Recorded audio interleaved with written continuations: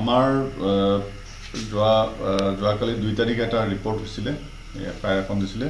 Complain হ'ল সুৰেন্দ্ৰ মোহন দাস, তেখেতৰ ঘৰ হ'ল বালিসত্ৰ, কয়াকুছি, কামৰূপ।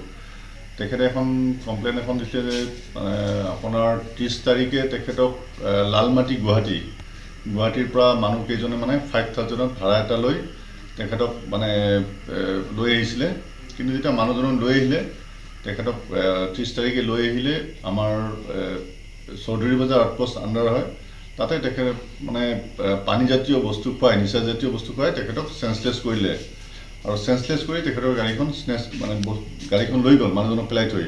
তাৰপিছত আমি ইনকুৱাৰী কৰি অচি মুৰাদঝাৰে ইনকুৱাৰী কৰি ছাছপেক্টেড মানুহ এজন কমপ্লেইনটো যেতিয়া ইণ্টাৰেশ্যন কৰিলে, কমপ্লেইন যেতিয়া আহিলে ইণ্টাৰেশ্যন কৰি অলপ কৰি তেতিয়া অন চ'ৰ্চ বেচিছ তেখেতক আব্দুল লতিফ বুলি মানুহজন ধৰিলে। মানুহজনে স্বীকাৰ কৰিলে যে সেই মানুহজনে ভাড়াত লৈ আহিছিলে গাড়ীখন আনি। আব্দুল লতিফ আৰু আব্দুল কালাম বুলি মানুহ দুজন ইয়াৰে তেখেতসকলক নিচাজাতীয় বস্তু খুৱাই মানুহজনক পেলাই দিলে, যিজন কমপ্লেইনেণ্ট সুৰেন্দ্ৰ মোহন দাস। তাৰপিছত সেই ইনকুৱাৰী কৰি আমি পিছত গম পালোঁ যে ইয়াৰে যমুনামুখ এৰিয়াৰ এজন মানুহে এই গাড়ীখন ইহঁতৰ পৰা লৈ লৈছিলে। ND24